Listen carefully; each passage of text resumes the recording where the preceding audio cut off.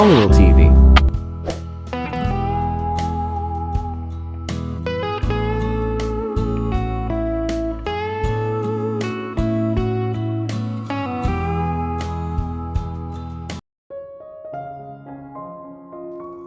It was just like any ordinary day for Bella. Ilang araw na lang at pipirma na siya ng kontrata para makabalik sa trabaho. Pero kung nung una ay ganadong-ganado siyang tuwing bumabangon siya sa kama, ngayon ay parang tinatamad na siya. It was as if she had left her heart in the Philippines. Hindi rin niya mapigilan ang mapaluha. Napapanaginipan kasi niya gabi-gabi na nag-propose si Jake kay Andrea. Kahit halos 2 linggo na mula nang mangyari iyon, hanggang ngayon ay malinaw pa rin sa isip ni Bella ang pangyayaring nagbabago sa kanya at sa relasyon niya kay Jake. It's really important for both of us. Yeah, importante nga yun para sa kanilang dalawa, lalo na sa kanya. Her heart was broken for the second time. Natapos na ng tuluyan ang pagkakaibigan nila. And Jake was lost to her, forever. But if his happiness meant not being with her, so be it. Ikakasal na ito. Kailangang kalimutan niya nito. Ayaw niya maging sagabal sa relasyon ng mga ito. Bumangon na siya sa kama at pumasok sa banyo para maligo. There was no point in thinking about the past. She had to move forward at kung patuloy lang niyang iisipin si Jake, lalong hindi siya makakapag-move on. Then the image of Jake's gray eyes flashed through her mind. Those gray gems were like the sky during a storm. Turbulent, she could easily get lost staring deep into his eyes. Ipinilig niya ang kanyang ulo para iwaksi iyon sa isip. She had to get over it. Hindi sila para sa isa't isa. And now that she had ended their friendship, siguradong wala na silang dahilan para mag-communicate. She stepped out of the bathroom when she finished taking a shower. Nagbihis na siya para maglakad-lakad. Baka pansamantalang makalimutan niya si Jake. And she hopes she could find another guy na makatutulong para makalimutan na niya ng tuluyan ng lalaking iyon.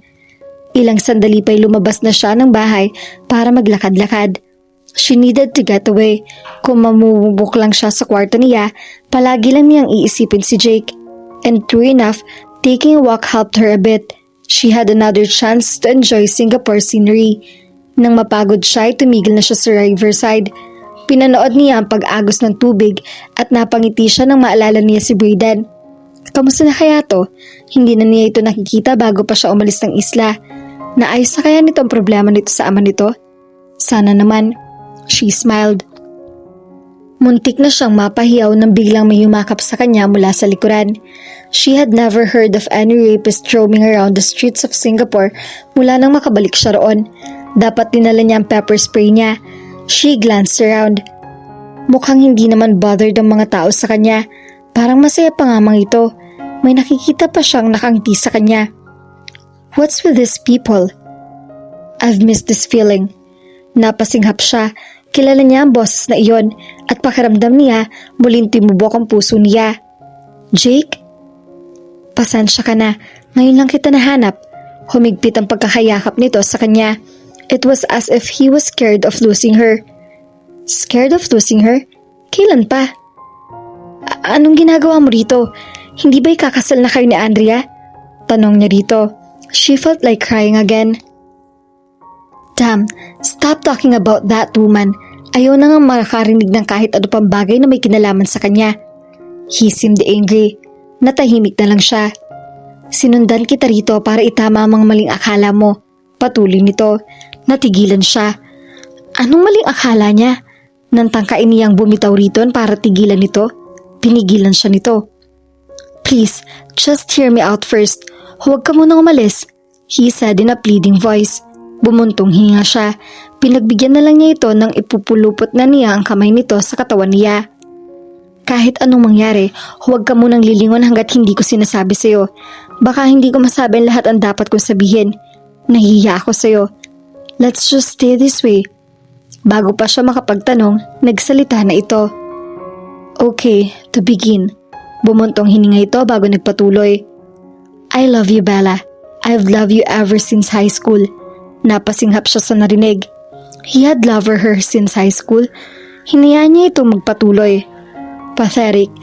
Marami na akong pagkakataon na sasabihin sa iyo ang nararamdaman ko, pero pinalampas ko yun. Akala ko natutuwa lang ako sa'yo dahil nasasakyan mo ang mga trip ko at komportable ako kapag kasama kita. Yun pala, I was already falling in love with you nang hindi ko namamalayan. And when I realized that was happening, I got confused. So, I tried courting other girls to avert my attention from you. Pero tuwing magkasama kami na nagiging girlfriend ko, palaging ikaw na lang naalala ko.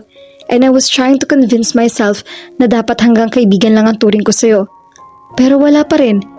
And that day, at the farewell party, I was really going to give you that damn drink.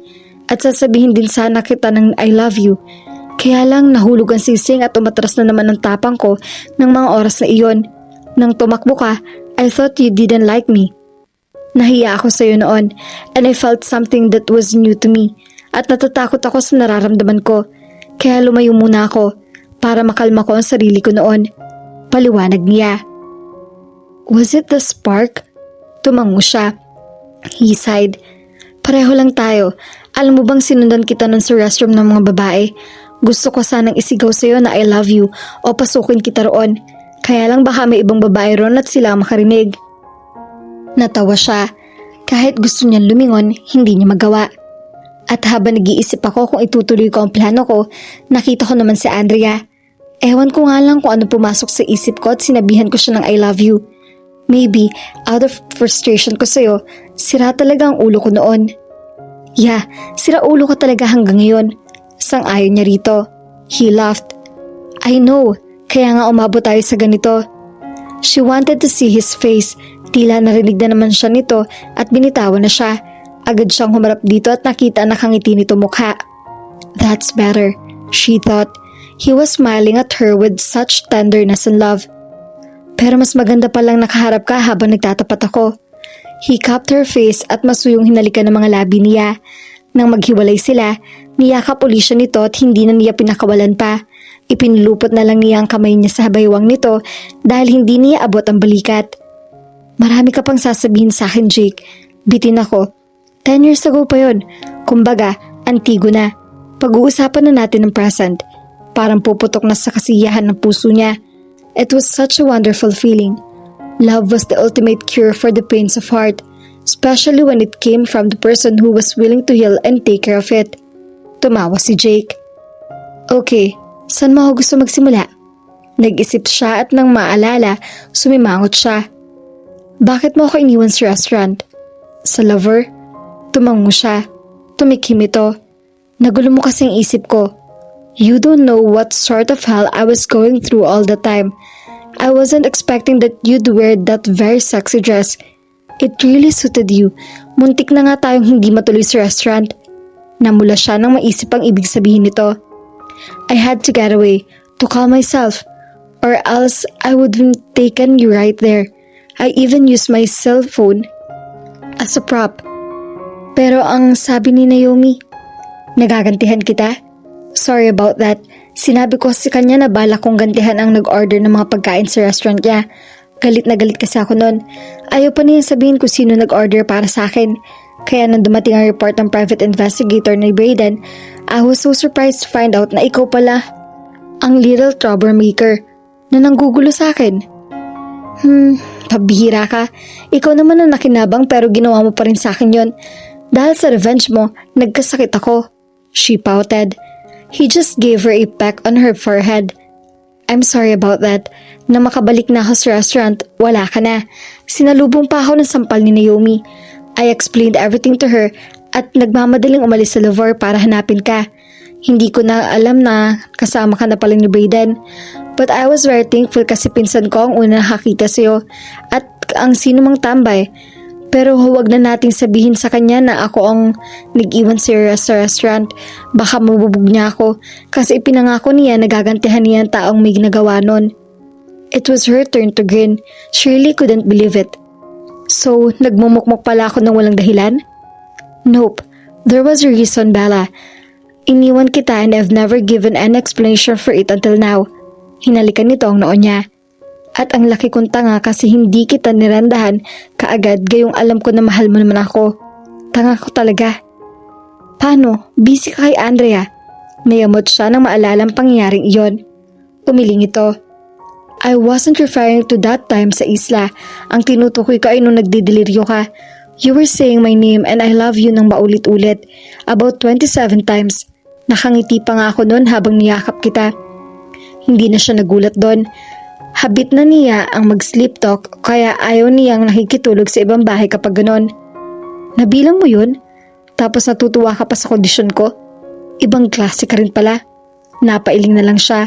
Kinurot nito ang pisngi niya. Oo, pero mas ibang klase ka. I was expecting those sweet smiles of yours pagkagising mo, pero sinampal mo lang ako.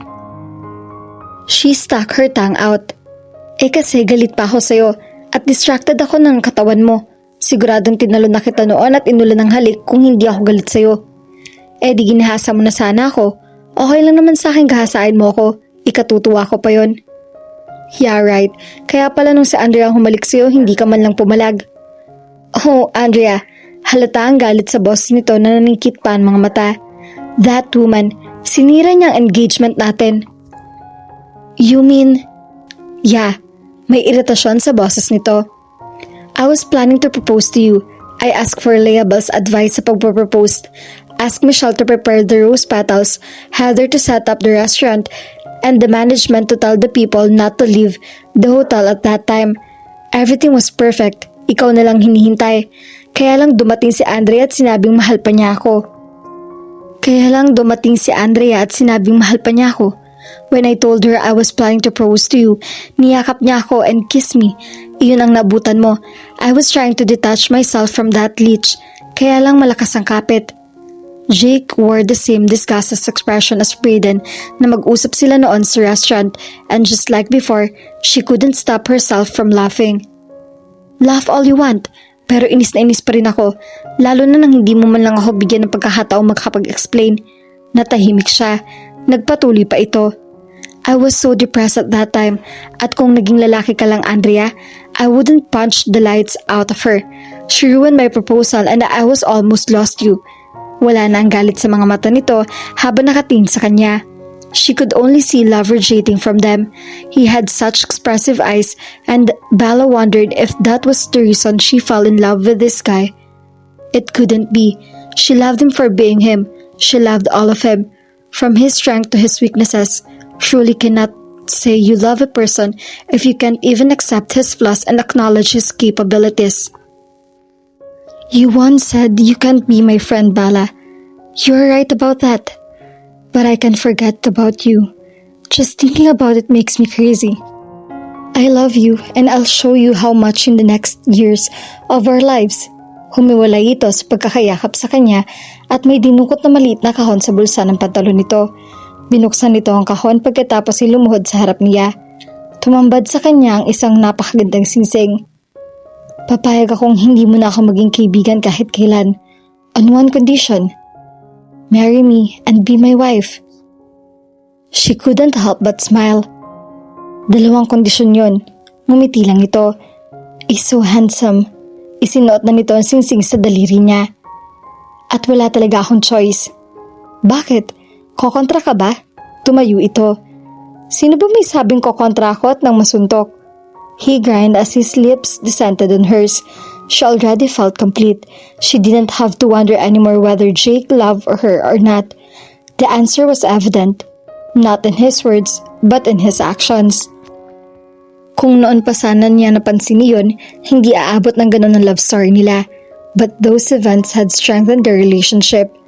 Maraming dapat pagdaanan bago gumanda. They say the way to beauty is hard and long.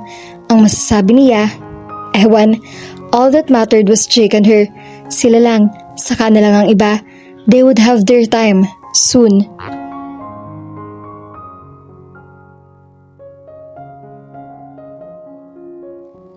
At dito na po nagtatapos ang kwentong pag-ibig ni Bella at Jake.